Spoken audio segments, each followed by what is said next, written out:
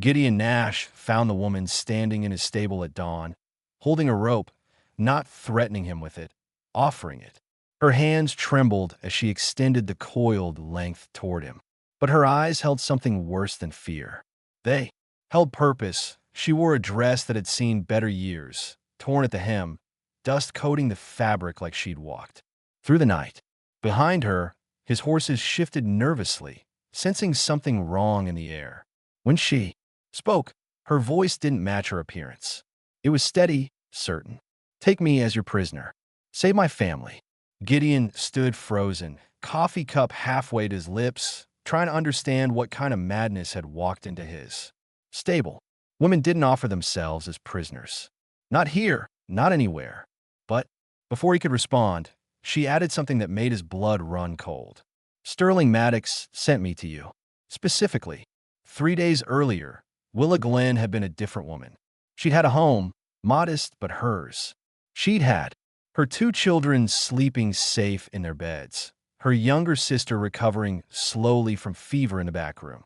She'd had debts. Yes, her husband's death in the mining accident had left her with those, but she'd had a plan to manage them.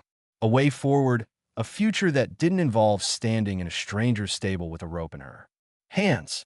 Then Sterling Maddox had arrived at her door with papers. Legal documents, he called them. Proof of debts her husband had supposedly incurred, numbers that made no sense, amounts she'd never heard of. When she'd protested, when she'd shown him her own records, he'd smiled. That was the moment she knew. The smile of a man who owned not just land, but the people who decided what was legal and what wasn't.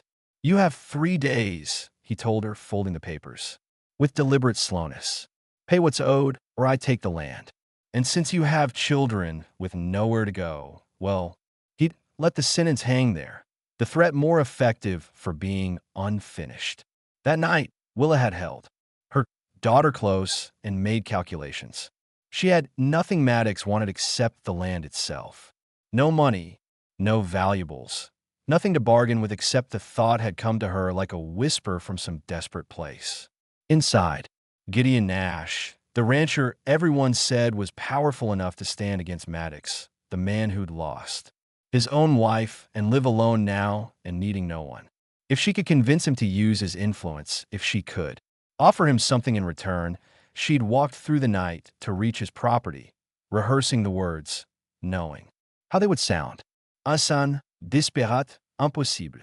Now watching his face as he processed her request, she saw the exact confusion she had expected. But she also saw something else. Recognition. As if her mention of Maddox's name had triggered something in him. Some prior knowledge that changed the equation.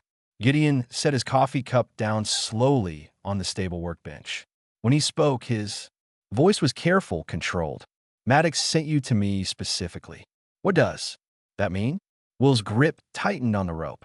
"He said you'd understand the offer. He said you owed him something, and this was how you'd pay it back." She paused, watching his expression shift from confusion to something darker. "He said you'd have no choice but to accept." The silence that followed felt heavy enough to crush. Gideon's jaw worked as if chewing on words he couldn't quite speak. Finally, his eyes met hers, and she saw what she'd been hoping for. Not sympathy, not pity, something more dangerous. Rage. But his next question wasn't what she expected. "Where are your children right now?" The way he asked it, urgent, almost fearful, made her heart stop because Gideon Nash suddenly looked like a man who knew something she didn't. Something about Maddox that made leaving her children alone, even for a few hours, a mistake she might not survive. Will's breath caught in her throat. The way Gideon asked about her children wasn't casual concern. It was immediate dread, the kind that came from knowing something specific and terrible. Her voice came out smaller than she intended. "They're with my sister at the house." "Why?" Gideon was already moving, not toward her, but toward the tack room, where his saddle hung.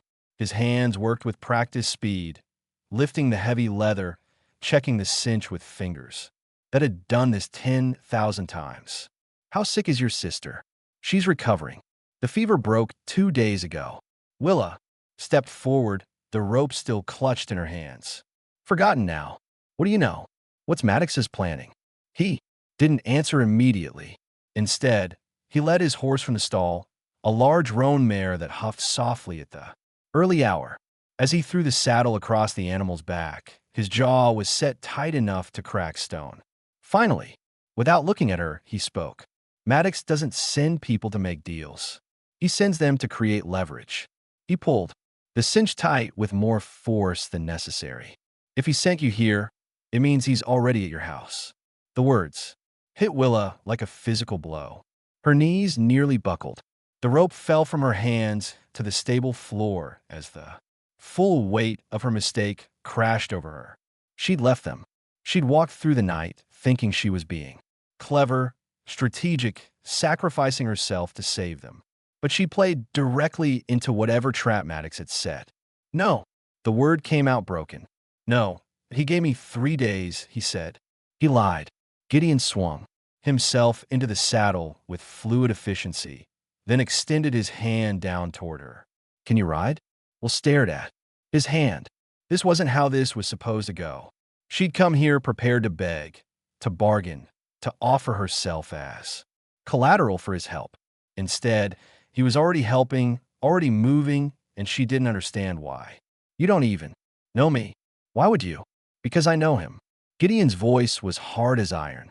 And because whatever debt he claims I owe him is nothing compared to what he actually owes me, his hand remained extended, steady despite the urgency in his voice. Now, get on this horse or stay here, wondering if your children are still safe. Your choice. She grabbed his hand. He pulled her up, behind him with surprising strength, and she barely had time to find her balance before he spurred the mare forward. They burst from a stable into the gray pre-dawn light, the horse's hooves throwing up clouds of dust as they accelerated into a gallop. Willa wrapped her arms around Gideon's waist, holding tight, her mind racing faster than the horse beneath them. The ride to her property would take 30 minutes at this pace. 30 minutes to imagine everything that could be happening. Maddox, with his false papers and his cruel smile. Her daughter, Rosie, only 6 years old, probably still asleep. Her son, Thomas, 9, who'd already lost his father and tried so hard to be brave. Her sister, Delilah, weak from fever, unable to protect them even if she wanted to. What did he do to you? Will asked, her voice nearly lost in the wind. What? Debt. Gideon's back remained rigid under her arms. For a long moment, she thought he wouldn't answer. Then just loud enough to be heard over the thundering hooves. He killed my wife. Made it look like an accident. I couldn't prove it. Then his voice dropped even lower, colder. But I've spent 3 years gathering proof, and he knows it. Will's grip tightened involuntarily. Suddenly, the pieces were sliding into place, forming a picture more horrifying than she'd imagined. Maddox hadn't sent her to Gideon for help.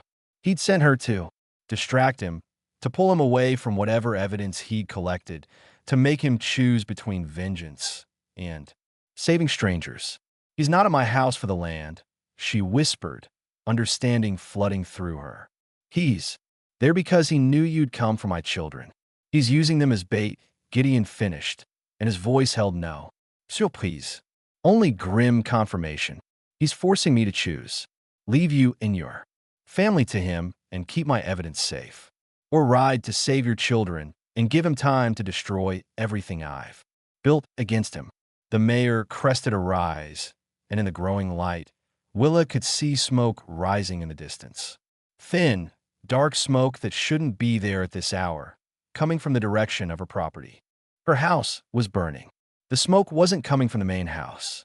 That realization hit Willa as they drew closer, close enough to see the shapes of buildings through the gray dawn. The barn. Maddox had set fire to her barn, where she kept the 2 milk cows that were her only reliable income.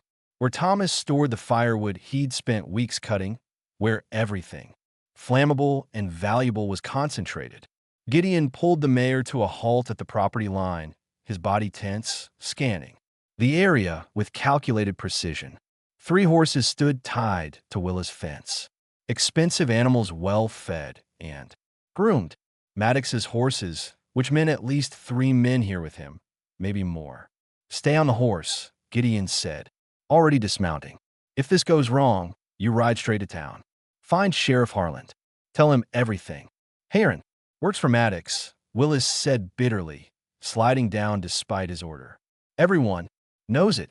Not everyone. Gideon's hand moved to his belt, checking something there. Not a weapon exactly, Willa. Couldn't see clearly in the dim light. Harlan's daughter married my brother. He owes me more than he owes Maddox. If it comes to that, before Willa could respond, her front door opened. Not violently, not rushed. Calmly, as if the man emerging on the place. Sterling Maddox stepped onto her porch, his coat immaculate despite the early hour, his hat set at a careful angle. Behind him, visible through the doorway, Willa could see her sister Delilah standing rigid with fear, holding Rosa's hand. Thomas stood beside them, his young face trying for bravery, but achieving only terror. They were alive. That was all that mattered in that first instant. They were alive and unharmed. Though Delilah's grip on Rosie looked painfully tight, Maddox smiled when he saw them. That same smile Willa had seen 3 days ago. The smile of a man who'd already won and was simply enjoying the formality of explaining how. Gideon Nash, right on time. I do appreciate. Punctuality. Gideon didn't move closer, but his stance shifted slightly. Willa recognized it from watching her own husband in the rare moments before fights. The balance of a man preparing. Tact fast if needed. Let them go, Sterling. Whatever game you're playing, they're not part of it. But they are. Maddox gestured toward the burning barn with casual dismissal. Mrs. Glenn here defaulted on her debts. That barn was collateral. Sadly, these old structures are so prone to accidents. His eyes fixed on Gideon with predatory focus. Of course, I could be persuaded to put out the fire. Save what's left? Maybe even forgive the debt entirely. In exchange, for what? That collection of papers you've been building, the statements, the witness accounts, that interesting ledger you acquired from the mining company. Maddox's smile widened. Bring them to me by sunset today, and Mrs. Glenn's family suffers no further accidents. Keep them. And he glanced back at Delilah and the children.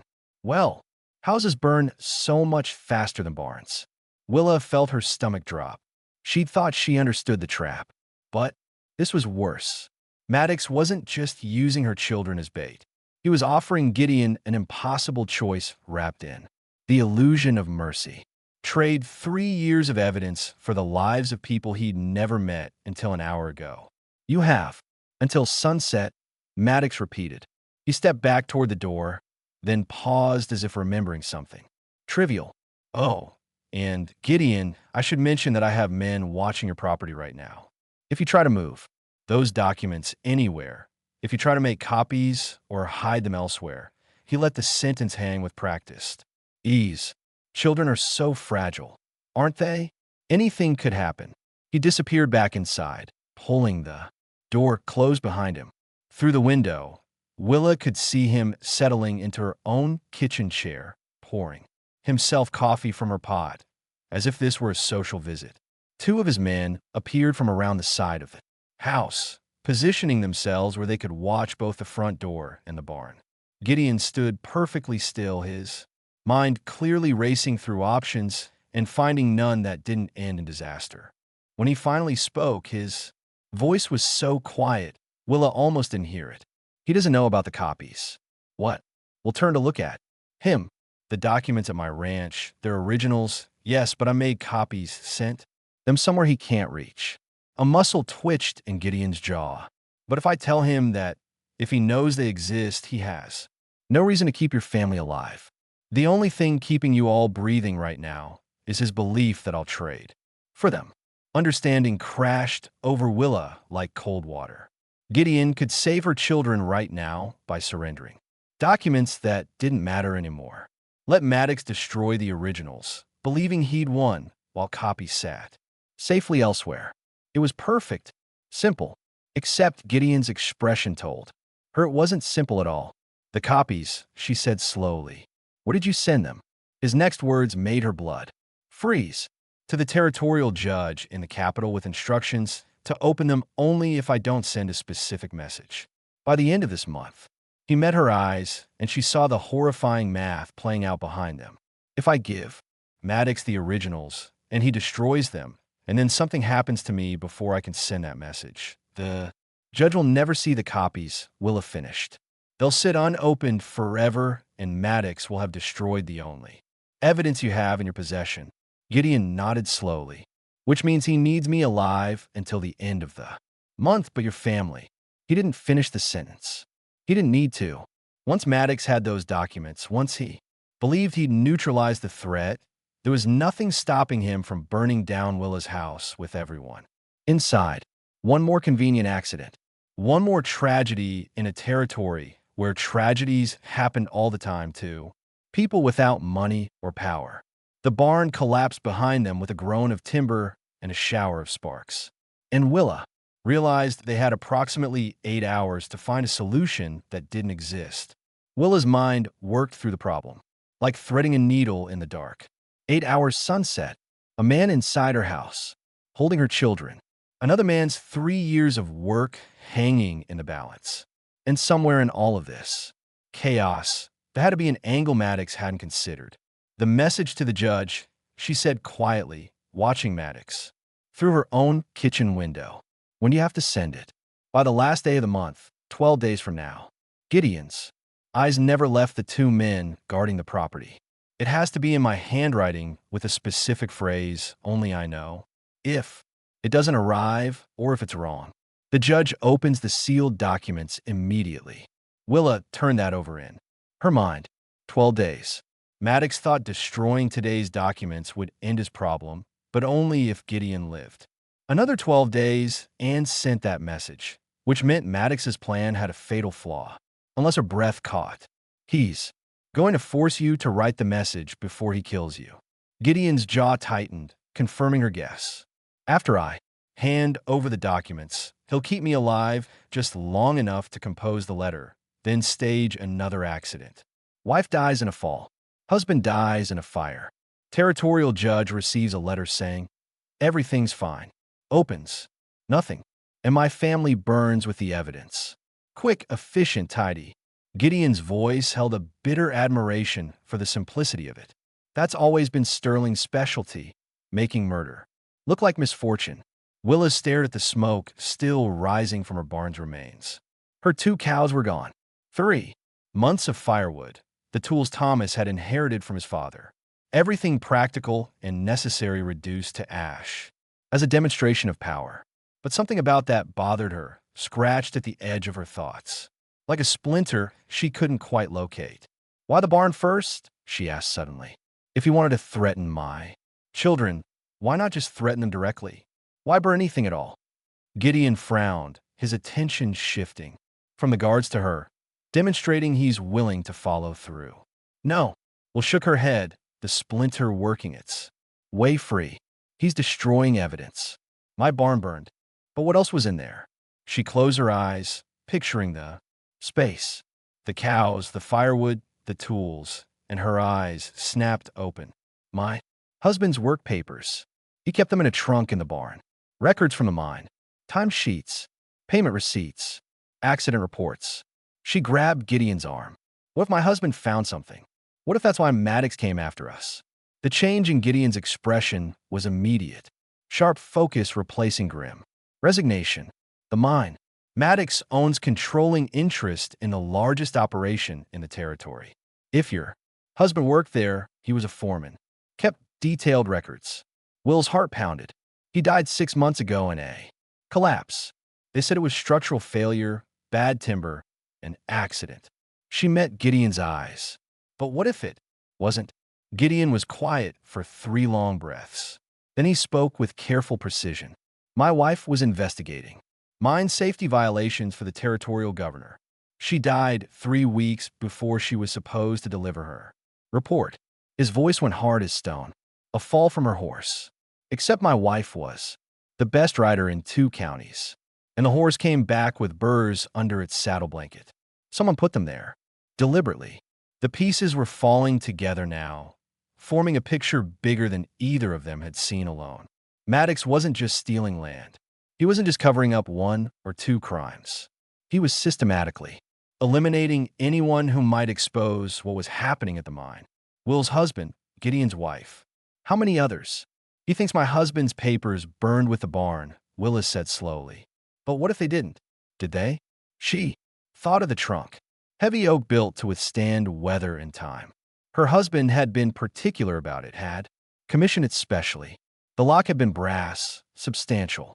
The whole thing had been positioned in the corner, farthest from the door where Thomas had stacked firewood around it for easy access during winter. I don't know, she admitted. Maybe the trunk survived. Maybe it's just ash. But Maddox doesn't know either. He burned the barn, assuming everything inside would be destroyed.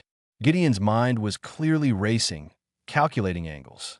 If those papers exist, if they contain evidence about the mine, their leverage, Willa, finished. Real leverage, not just children he's using as bait. But the hope lasted only seconds before reality crushed it. The barn was still smoldering. Maddox's men stood between them and the ruins. Even if the trunk had somehow survived, getting to it meant crossing open ground under the watch of armed men, and they had less than 8 hours before Maddox decided waiting was pointless and moved to eliminate all witnesses. Willa looked at Gideon, then back at her house, where her children waited in terror. Her offer in his stable that morning felt like it had happened in another lifetime. She'd come to bargain herself as a prisoner. Instead, she'd walked into something far larger and more dangerous than unpaid debts. She'd stumbled into the kind of conspiracy that got whole families erased from existence. We need to get to that trunk, she said quietly. But first, we need to get my children out of that house. Gideon nodded slowly. Then he did something unexpected. He took off his gun belt and handed it to her. Can you shoot? My husband taught me. Good. He pulled a folded paper from inside his coat, the edges worn with handling. This is a map to where my brother lives. 2 hours ride northeast. If this goes wrong, you take your family there. Tell him everything. He'll know what to do with the information. Willa stared at the gun belt, the weight of it real and terrible in her hands. What are you going to do? Gideon's smile was thin and cold, something Sterling won't expect. I'm going to give him exactly what he wants. He started walking toward the house, hands visible and empty, calling out loudly enough for Maddox to hear through the walls. Sterling, let's talk terms. And Willa realized with creeping horror that Gideon Nash was offering himself as a prisoner in exchange for her family. The exact trade she tried to make that morning reversed. Maddox appeared in the doorway before Gideon had crossed half the distance. He looked amused rather than surprised, as if this outcome had been inevitable all along. Terms, how civilized. Come inside, Gideon. Let's discuss your surrender properly. The children and the woman. Leave first, Gideon called back. Then we talk. Negotiations typically involve both parties having something the other wants. Maddox leaned against the doorframe with calculated casualness. Right? Now, I have everything. You have nothing. So, let me propose alternative terms. You come inside. We wait together until your man brings those documents from your ranch. Once I've confirmed they're authentic and complete, then Mrs. Glenn and her family may leave. He paused deliberately, assuming, of course, that you cooperate fully with the letteroo writing portion of our arrangement. Will felt sick. Maddox wasn't even pretending anymore. He was stating plainly that he intended to force Gideon to write the message to the judge, then kill everyone who knew the truth. The only question was timing, hours, minutes. How long would he wait before deciding patience was unnecessary? But Gideon didn't flinch. He kept walking forward, steady and deliberate, until he stood at the base of the porch steps. I'll come inside. I'll write whatever you want. I'll hand over every document personally. His voice carried across the yard with perfect clarity. But I need your word that Mrs. Glenn's family walks away unharmed. My word? Maddox's smile widened. You want the word of a man you believe murdered your wife? That seems optimistic. I want the word of a man who understands that. I've made arrangements. People who will ask questions if I disappear. People whose curiosity you can't buy or threaten away. Gideon's tone never changed, never showed fear or anger. Pura negotiation. Let the family go and you have me completely. I'll be cooperative compliant. Everything you need. Keep them and I'll make this as difficult and time-consuming as possible. And the longer we wait, the more people notice we're here. Maddox considered this with the expression of a man doing mathematics in his head, weighing risks, calculating probabilities. Finally, he straightened. Very well. The woman and her mongrel collection may leave after you're inside after. I'm certain you are. Not attempting anything creative. Agreed. Gideon climbed the steps. As he passed Maddox and entered Willa's house, she saw his hand move subtly, touching the doorframe, a gesture so small and quick she almost missed it. But she recognized it. Her husband had done the same thing, a habit he'd learned in the mines, touching wood for luck before, entering dangerous spaces, or leaving a mark to show he'd been there. The door closed behind Gideon. Will stood frozen, Gideon's gun belt heavy around her waist, her mind screaming at her to do something. But what? Rush the house with a weapon she barely knew how to use? Get herself killed and leave her children with no one? Wait for Maddox to change his mind and burn everything anyway? One of Maddox's men approached her, the younger one with nervous energy in his movements. Boss says, you can collect your people and go, but leave the horse and the gun. Will's hand instinctively moved to the weapon at her waist. This is mine. Not anymore. The man's hand moved to his own gun, not drawing it, but making the threat clear. Leave it and go, or stay and see what happens when my patience runs out. She could fight. She could draw and fire and probably die within seconds, accomplishing nothing except leaving her children orphaned. Or she could obey, collect Rosie and Thomas and Delilah, and ride away while a good man died. Inside her house, trying to save them. Neither option was acceptable. Willa unbuckled the gun belt with deliberate slowness, her mind racing. As she handed it over, her eyes caught something in the ruins of the barn. A corner of dark wood, partially visible under collapsed timbers. The trunk. It had survived. Not intact, she could see where fire had scorched the edges. But present, the brass lock glinted dully in the morning light, still closed. Go on, the man said, gesturing toward the house. Get your people. Willow walked toward her front door on legs that felt disconnected from her body. Behind her, she heard the man call to his partner. Take the horse to the corral. Boss wants everything secured. The corral, not Coral. The wooden enclosure where she kept the 2 horses she still owned. Beyond the barn ruins. Right where that trunk sat half buried in ash and debris. The door opened before she reached it. Delilah stood there, face pale and tear-strewn, gripping both children's hands so tightly her knuckles had gone white. Rosa's eyes were huge and terrified. Thomas tried to look brave, but couldn't. Stop trembling. Mama, Rosie whispered, reaching for Willa. Willa pulled her daughter close, gathering Thomas with her other arm, meeting Delilah's frightened gaze over their heads.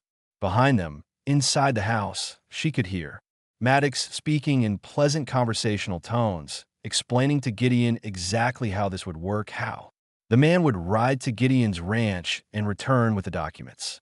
How Gideon would then write his letter to the judge, how quickly and painlessly everything could conclude if everyone remained cooperative. We're leaving, Willa told Delilah quietly. Right now. But as they moved toward the gate, as Maddox's men watched them with the bored attention of people doing an unpleasant job, Willa's mind was working through a different problem entirely. Gideon had marked the doorframe, a signal. He'd handed her his gun knowing it would be taken. He'd given her the map to his brother's house. He wasn't surrendering. He was buying time, and he expected her to use it. We'll look back at her house one last time. Through the window, she could see Gideon sitting at her table, calm and controlled, while Max stood over him with proprietary satisfaction. A man who thought he'd won, a man who didn't know that the woman he'd dismissed as irrelevant was walking away with a plan forming in her mind. She Just needed her sister and children somewhere safe first, somewhere Maddox couldn't reach them. And she needed to get to that trunk before anyone realized what it contained. And then somehow she needed to become exactly what she'd offered at Dawn. A prisoner, but on her own terms this time with leverage Maddox didn't know existed, and a burning need to ensure that Gideon Nash didn't die paying for her mistakes.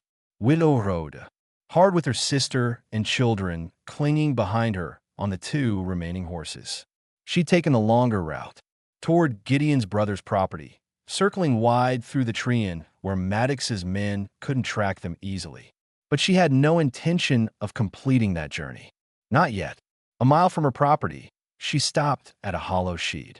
Known since childhood, a shallow cave barely deep enough to be called shelter, but hidden behind thick brush and known only to locals. Delilah listened to me carefully. Her sister's face was still, pale with shock, but her eyes had regained some focus. "What are you doing? Taking you somewhere safe? Then going back?" Willa dismounted, helping Rosie down, steadying Thomas as he slid from the other horse.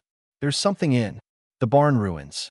I need to retrieve something that might save Gideon's life." "Mama, no." Thomas grabbed her arm with surprising strength for a 9-year-old. "Those men will kill you. They'll kill Gideon if I don't try." Will knelt to his level, gripping his shoulders. "Your father kept records, important ones. I need to find them and get them to people who can use them to stop Maddox." She looked at Delilah. "Can you get them to Gideon's brother? Follow this map. 2 hours northeast. His name is Samuel Nash. Tell him everything." Delilah took the folded paper with trembling hands. "And if you don't come back, then Samuel will know what to do." Will pulled both children close, breathing in the smell of their hair, memorizing the weight of them in her arms. "I love you both. Remember that. Whatever happens." She was back on the horse before they could protest further, spurring the animal toward her property, while guilt and determination weared inside her chest. Leaving them felt like tearing off her own skin, but letting Gideon die while she ran felt worse. The sun had climbed higher by the time she approached her. Land from the backside, staying low and quiet. Maddox's men were still positioned at the front, watching the road. The barn ruins smoldered at the property's edge, smoke reduced now to occasional wisps. No one guarded the wreckage. Why would they? Everything valuable had supposedly burned. Willa tied her horse in a stand of trees and moved forward on foot, keeping to the shadows. The barn had collapsed inward, timbers creating a maze of charred wood and hot ash. She pulled her shawl over her mouth and nose, feeling heat radiating from the ground. Even now, the trunk sat where she'd remembered, pinned under a fallen beam, but miraculously intact. The wood was blackened, the brass lock scorched but still closed. She grabbed the beam with both hands, ignoring the way hot would bit in her palms, and pulled with everything she had. The beam shifted, not much but enough.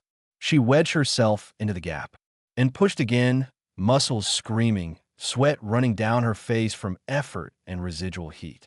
The beam rolled aside, with a crash that made her freeze, listening for shouts of discovery. Nothing. The men at the front hadn't heard. Willa dragged the trunk free of the debris. Her hands now properly burned, blisters already forming. The lock had warped from heat, but after 3 hard strikes with a rock, it broke. She opened the lid with hands that shook from more than pain. Papers, dozens of them. Her husband's careful, handwriting documenting everything. Timesheets showing miners working 16-hour shifts. Payment records revealing men receiving half what they'd earned. Accident reports listing structural failures that should have been impossible if proper materials had been used. And at the bottom, a ledger. Will's hands stilled as she read. Her husband had found Maddox's real books, the ones showing how much money had been diverted from mine's safety to personal accounts, how substandard timber had been purchased and reported as quality material, how bribes had been paid to inspectors to overlook violations. But there was more. A letter in her husband's writing addressed to the territorial governor dated 2 days before his death, never sent to whom it may concern. I have documented evidence of criminal negligence resulting in 17 deaths over 3 years. The owner, Sterling Maddox, has systematically compromised structural safety to increase profits. The collapse currently being blamed on geological instability was predictable and preventable. I fear for my safety in bringing this forward, but my conscience demands action. 17 deaths, not accidents. Murders committed through greed disguised as business decisions. Willa's hands trembled as she folded the letter carefully and tucked it with the ledger inside her dress. Her husband had died trying to do the right thing. Gideon's wife had died investigating the same crimes. How many others had Maddox silenced? She was replacing the trunk lid when she heard the voice behind her. Well, now this is unexpected. Wheatley Spoon, one of Maddox's men, stood 10 feet away, his gun already drawn, his expression more curious than threatening. The younger one, the nervous one, but his hand was steady enough. Boss is going to want to see what you found, he said, gesturing with the weapon. Start walking toward the house, slow and easy. And lady, don't make me shoot you in front of your property. Boss prefers things neat. Willa stood slowly, her mind calculating and discarding options. She could run and likely die with a bullet in her back. She could fight and certainly die right here. Or she could walk toward that house, carrying the evidence that Maddox had killed to keep hidden. Walk toward Gideon.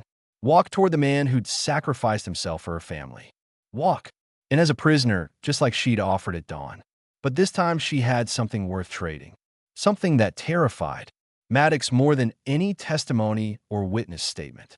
She had the proof he'd spent 3 years killing to destroy. I'll walk, Willis said quietly. Tell Maddox. I want to negotiate. The man laughed without humor. Lady, you're in no position to negotiate anything. But Willa touched the papers hidden against her chest, feeling their solid reality, and allowed herself the smallest, coldest smile. Tell him I have the mine records, the real ones, the ones my husband died protecting. She met the man's eyes steadily. Then let him decide if I can negotiate. The man's expression changed just slightly, just enough to show he understood exactly what those words meant. He gestured again, with the gun more urgently this time. Move now. And Willow walked toward her house, toward Gideon, toward the man who'd murdered her husband and countless others, carrying evidence that would either save them all or get them killed in the next 10 minutes. The guard shoved Willa through her own front door hard, enough that she stumbled. Inside, the scene had the surreal quality of a nightmare, pretending to be ordinary. Gideon sat at her kitchen table, hands flat on the wooden surface, while Maddox stood by the window sipping coffee, like guests, like friends, like men, not currently engaged in conspiracy to commit murder. Maddox's eyes lifted to Willow with mild annoyance, the expression of someone interrupted during pleasant business. Mrs. Glenn, I thought. We'd agreed you were leaving. She was digging in the barn, the guard said, his voice tight with tension. Found something in a trunk. Says it's mine records. The change in Maddox was instantaneous. The pleasant mask didn't crack so much as simply cease to exist, replaced by something cold and predatory. He set his coffee cup down with deliberate care. What trunk? My husband's. Will's voice came out steadier than she felt. The one where he kept his work documents. The one you thought burned with everything else. Maddox crossed the room in 3 long strides, his hand shooting out to grab her arm. Give them to me. No. His grip tightened painfully. Give them to me now, or I'll have my man put a bullet in Nash's head while you watch. Gideon's voice cut through the tension. Calm as still water. She wouldn't have come back if she didn't have a reason, Sterling. And she certainly wouldn't walk in here just to hand you what you want. He finally looked up, his eyes meeting. Willis, she came back to negotiate. Didn't you, Mrs. Glenn? Will nodded slowly, feeling the papers pressed against her chest beneath her dress. I want the same thing I wanted this morning. My family's safe. But now I have something you need even more desperately than Gideon's documents. Maddox's face had gone pale, then red. You have no idea what you're interfering with. 17 deaths. Willis spoke the number clearly, watching it land like a physical blow. That's what my husband documented. 17. Men who died because you bought substandard timber and pocketed the difference. Because you falsified safety. Reports because profit mattered more than human lives. The room went utterly silent. Even the guard by the door had gone still, his expression shifting from threatening to uncertain. 17 deaths was beyond business, beyond covering up evidence. It was mass murder dressed in ledger entries. Maddox released Willis, arm and stepped back, his mind visibly recalculating. You're bluffing. Nothing. Survive that fire. The trunk was oak built to last. The lock held. Will straightened despite her burned hands. Despite her fear, my husband wrote a letter to the territorial governor too. Days before he died. He never sent it because you killed him first. But I have it now, and I have his ledger showing exactly where the money went. Your money from safety equipment that was never bought from wages that were never paid. Gideon shifted slightly in his chair, and Willie saw understanding dawn in his expression. My wife's investigation. She was documenting the same thing from the legal side. If you combine what she found with engineering records, shut up. Maddox's voice had gone flat and dangerous. Both of you shut up and let me think. But Willa pressed forward, sensing an opening. Here's my offer. I give you these documents. You let both of us go. You stop threatening my family. You forget we exist. And what stops you from making copies? From telling everyone what you know? Maddox's eyes were wild now, desperate. A man watching his carefully constructed empire crumble. The moment I let you walk, you'll destroy me. Maybe, Willa admitted. Or maybe we just want to survive. Maybe we're tired of fighting men with more power and money. Maybe we'll take our families and disappear into the territory where you'll never find us. You expect me to believe that? It was Gideon who answered, his voice carrying the weight of exhausted truth. I spent 3 years gathering evidence against you, Sterling. 3 years of my life consumed by the need for justice. And you know what I've learned? Justice doesn't exist for men like you. The law bends to money. Judges can be bought. Witnesses can be silenced. He met Maddox's eyes directly. I am tired. She's tired. Let us go, and you never hear from us again. Keep pushing. And these documents end up in a dozen different hands before sunset. Maddox studied them both, his expression unreadable. Willett could see him weighing options, calculating risks. Could he kill them both before they scattered evidence? Could he trust them to actually disappear?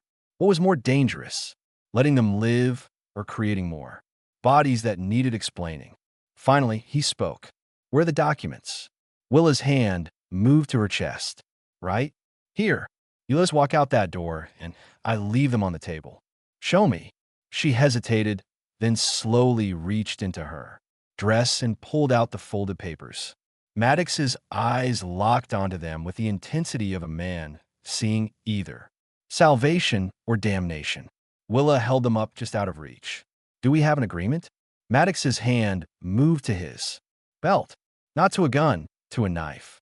Small, easily concealed, wickedly sharp. No, Mrs. Glenn, we don't. He lunged, but Gideon was faster.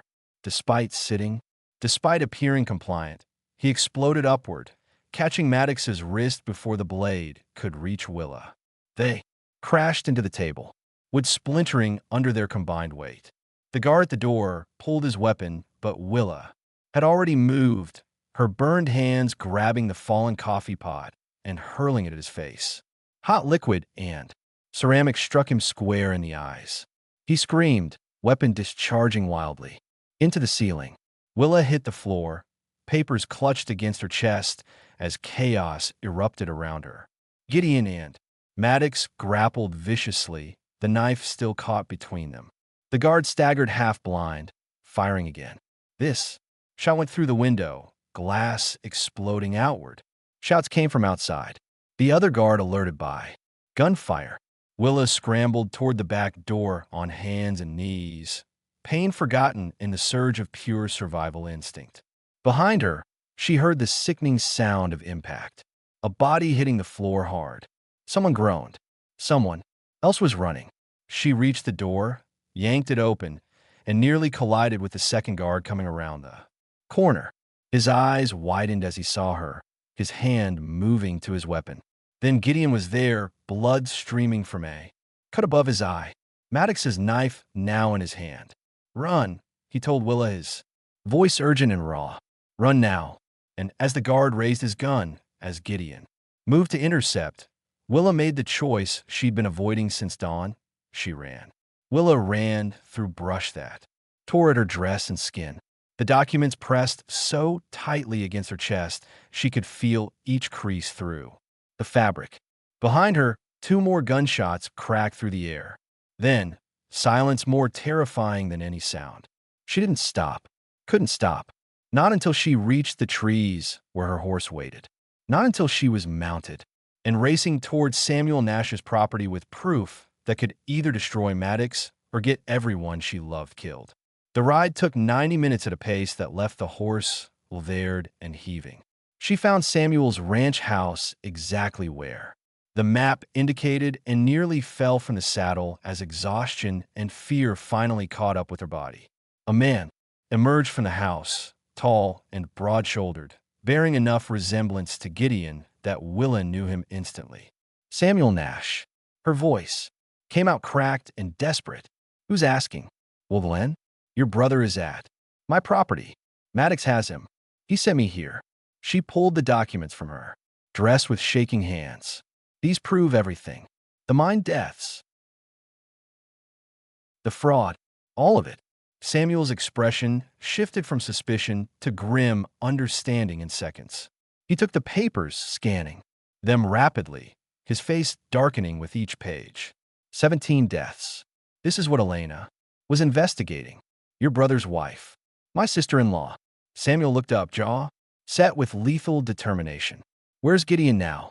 "Fighting. Maybe dead. I don't know." Tears burned Willa's eyes. "Maddox attacked when we tried to negotiate. I ran because Gideon told me to, because someone had to get these documents to safety." Samuel was already moving, calling orders to ranch hands, who appeared from various buildings. Within minutes, 5 men were mounted and armed, ready to ride. But Samuel took a different approach. He handed the documents to his foreman, an older man with steady eyes. "Take these to Judge Blackwell personally, not the sheriff, not the marshal. Blackwell, tell him everything Mrs. Glenn told me. Tell him Gideon might be dead by the time he reads them, but these papers need to be filed today regardless." The foreman nodded and rode immediately toward town. Samuel turned to Willa. "You're coming with us. You might be the only witness left alive." They reached Willa's property as the sun touched the western horizon. The deadline Maddox had set for Gideon's surrender. But the scene they found wasn't what Willa expected. Her house stood intact. No new fires, no additional destruction.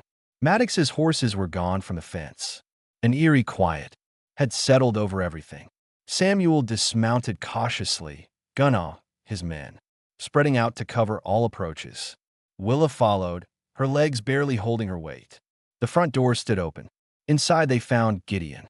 He sat slumped against the wall, blood staining his shirt from the knife wound in his shoulder, his face bruised and swollen, but alive, breathing. His eyes opened as they entered, focusing on Willow with visible relief. "You made it," he said, voice rough. "Maddox?" Samuel asked, kneeling beside his brother. "Gone, ran," when he realized he'd lost. Gideon grimaced as Samuel examined the wound, took his men, and fled. "He knows what's coming now that those documents exist. They're already with Judge Blackwell," Samuel confirmed. "Filed as evidence. Maddox can run, but there's nowhere in the territory he can hide from 17 counts of negligent homicide." Willa sank to the floor, her legs finally giving out completely. "My family, my children. Safe," Gideon assured her. "I sent one of Samuel's men to retrieve them an hour ago. They're at Samuel's ranch by now." He met her eyes, and something passed between them. Understanding, recognition, shared survival. "You came back. Even after I told you to run, you came back with those documents. You surrendered yourself to save my children." Will replied quietly, "What else could I do?" 3 weeks later, Willa stood in Judge Blackwell's courtroom and watched Sterling Maddox sentenced to territorial prison for life. 17 counts, fraud, conspiracy, murder through criminal negligence. The evidence from her husband's trunk, combined with Gideon's 3 years of documentation, left no room for defense or denial. Maddox's mining operations were seized, his property sold to pay restitution to victims' families. The money wouldn't bring anyone back, but it meant widows wouldn't starve and children wouldn't go homeless. Willow received compensation for her husband's death, enough to rebuild the barn, buy new livestock, secure her children's future.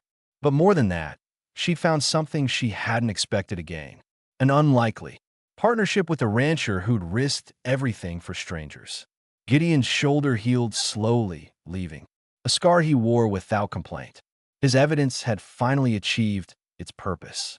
His wife's death had been avenged, not through violence, but through justice that actually functioned when enough proof existed to make denial impossible.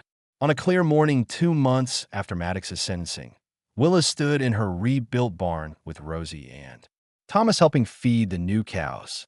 Gideon arrived on horseback, as he did most mornings now, checking on their property, teaching Thomas ranch work, bringing supplies Willa was too proud to ask for, but grateful to receive. "You didn't have to come again," Willis said, though she smiled as she said it. "I know." Gideon dismounted his movement, still careful on the healing shoulder. "But I figured after everything we survived, leaving you alone seemed wrong." Willa thought about that morning in his stable when she'd offered herself as a prisoner to save her family. She thought about how terribly wrong her plan had been and how impossibly right the outcome had become. Two people who'd lost everything, who'd faced death together, who discovered that survival sometimes required trusting strangers. More than seemed reasonable. "Thank you," she said simply, for not expecting what came next. Gideon's smile was small but genuine. "Neither of us did. That's what made it work." And in the distance, Willa could see her children playing safely, her sister laughing as she hung laundry, her barn rebuilt, and her future secure. Not because she'd become a prisoner, but because she'd found an ally when she needed one most. And together, they'd ensured that justice, real, tangible justice, had finally been served. If you enjoyed this story, click the video on your screen now to watch another unforgettable tale where courage and sacrifice collide in unexpected ways. Don't forget to subscribe and consider leaving a super chat to support us in bringing you more stories like this one. Your support means